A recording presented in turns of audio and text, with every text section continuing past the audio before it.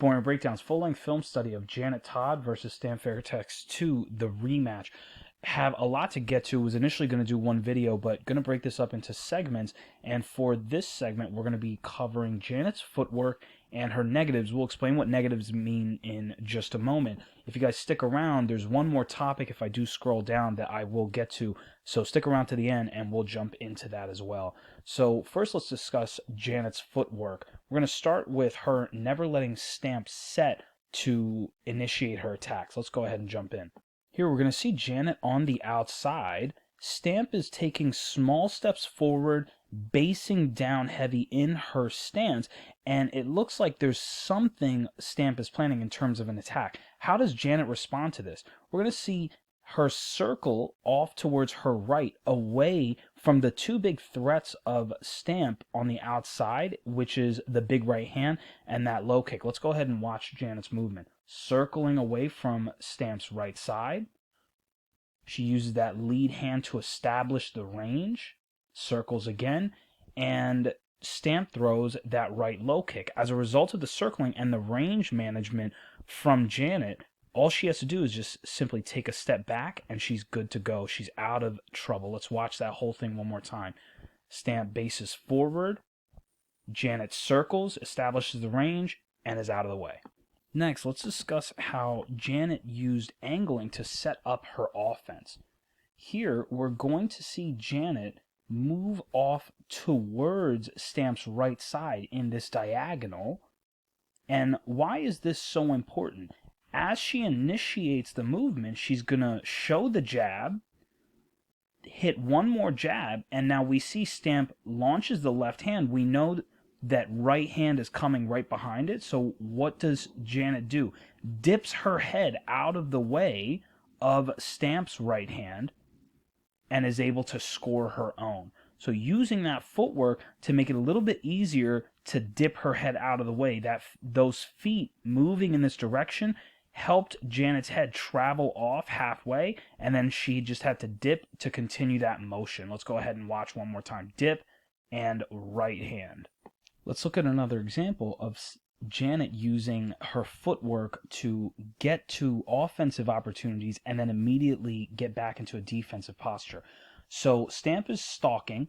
Janet is again going to move away from the power. When it's time for Janet to initiate the offense, she throws that jab as she again moves in this direction here, throws the hook, and low kick. After this low kick, what is Janet immediately going to do? She understands and respects the right side of Stamp. She's immediately going to retreat and then start circling away from that power side. Next, let's discuss how Janet used retreating, a very boring, very simple piece of footwork, to get in, get her work done, and immediately get out of there, not give Stamp a chance to use her most threatening tools. From here, we're going to look at how Janet lands this low kick. So on the outside, Janet is going to check the range, and then she is going to close this distance with another range check to keep Stamp's attention up top as she throws this low kick. Now, as soon as this low kick lands, we already see Stamp is going to load that big right hand, and Janet immediately gets out of the way with that retreat. So let's go ahead and watch that one more time. Check, check, low kick. Notice where Janet places the leg as it returns from the low kick. It's already taking a nice big step and helping in her retreat away from Stamp's threats. Here we're going to watch Janet play in and out of range with her feet. She's in range right here, stays busy keeping Stamp's guard up with this touching left hand, and immediately gets out of range with that retreat, and then comes back into range. As soon as she comes back into range, Stamp is going to initiate, but because she's very sensitive, Janet's very sensitive in getting in and out, when Stamp does go forward to initiate offense, she retreats right back out. Notice, again, intelligent direction on the retreat, staying away from Stamp's power side, that common theme right here. Let's go ahead and continue. Now that we discussed footwork, let's go ahead and jump into negatives. So negatives is a term that I use with my students, and it's an umbrella term. It essentially is anything that is not a positive strike with the intent to land. So this can obviously cover a lot of different things.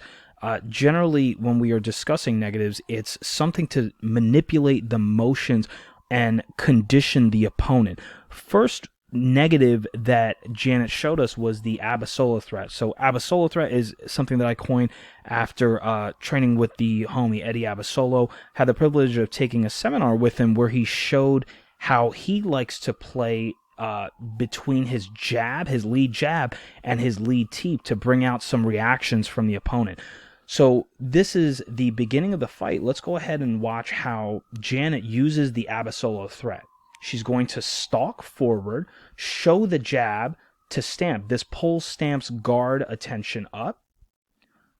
She's going to take a small step forward again, and Stamp goes to use that lead teep as well. Janet is going to meet her with a feinting lead teep. This immediately makes Stamp retreat. Janet shows the jab again, brings the attention up top for Stamp. Janet is going to step forward, show one more jab. Stamp times it with a teep, but let's look at what Janet does. Uses that Eddie Abasolo threat to initiate her offense, angling off with that left hook right kick. Next, let's watch how Janet uses head movement as a way to show different looks to Stamp. She's going to retreat. As she comes back in, head is going to dip off to the right, and then she brings it slightly left, more on center line. She loads that lead leg, and this is going to have her jump in with a left hook. Left hook is a little short, however, the change in head positioning makes her a bit more of a difficult to read target. Let's watch another example. Along with head movement, we're going to see some lead hand work and level changes in this segment here. So Janet is going to show the lead hand to Stamp. Notice she's constantly creeping in slowly to crash that range. Shows the lead hand again. This makes Stamp retreat. She's going to get back to work. Drops the glove low. Picks it up high, so level changes with the gloves. Level changes her body as she dips the head slightly towards the right. Then level change again, dipping slightly to the left with the head. Level changes the glove, and then slaps for offense. Next, we're going to look at how Janet uses the lead hand to present some obstacles for Stamp.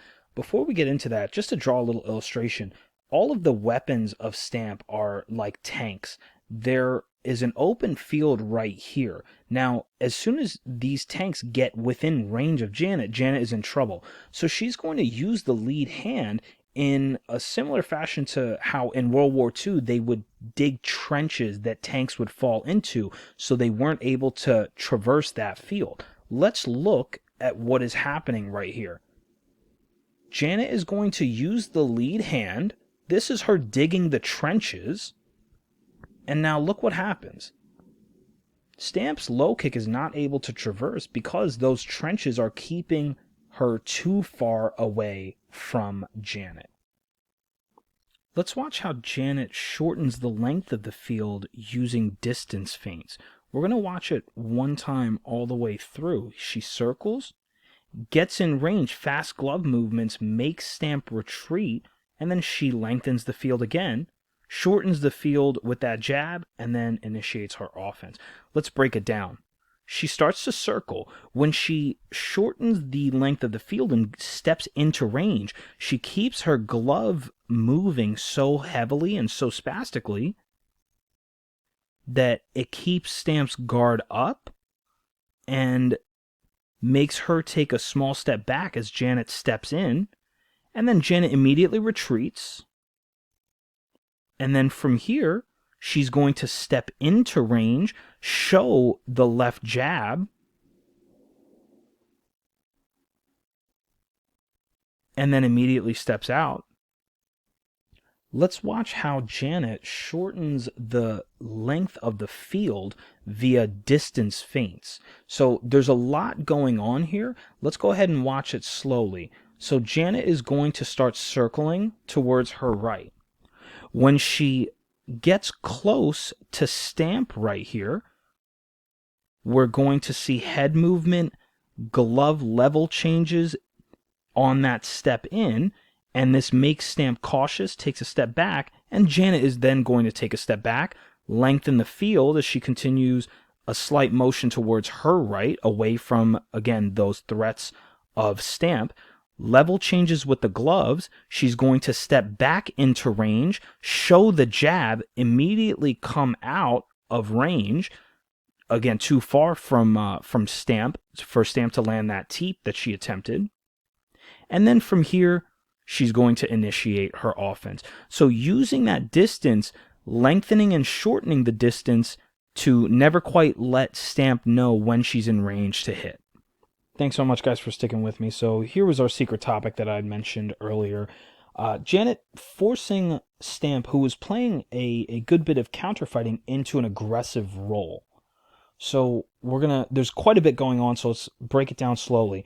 From here, we see slow stalking forward motion from Janet.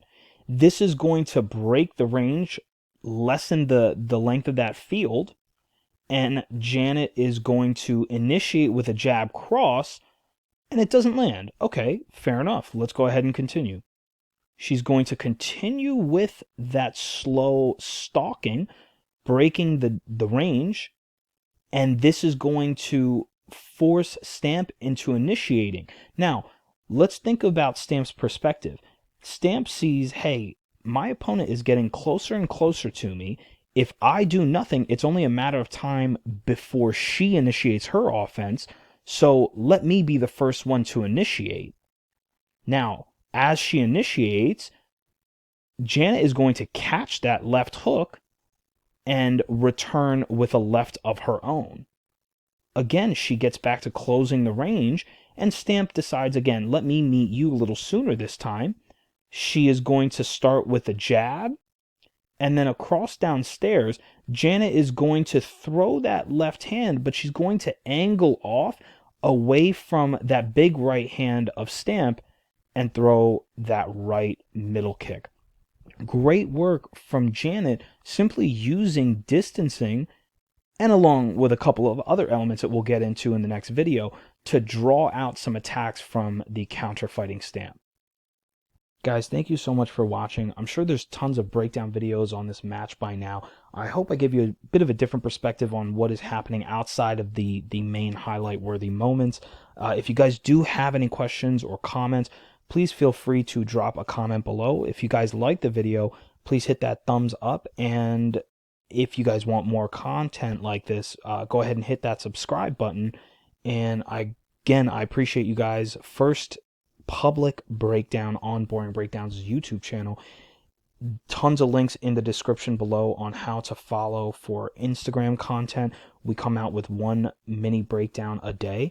We also do custom breakdowns, so if you have an opponent, a future opponent, if you're an amateur or professional fighter, or if you're just looking to have sparring footage broken down to improve your game, go ahead and hit up the link for custom breakdowns below, and we can get you set up. Thank you so much, guys. Boring Breakdowns.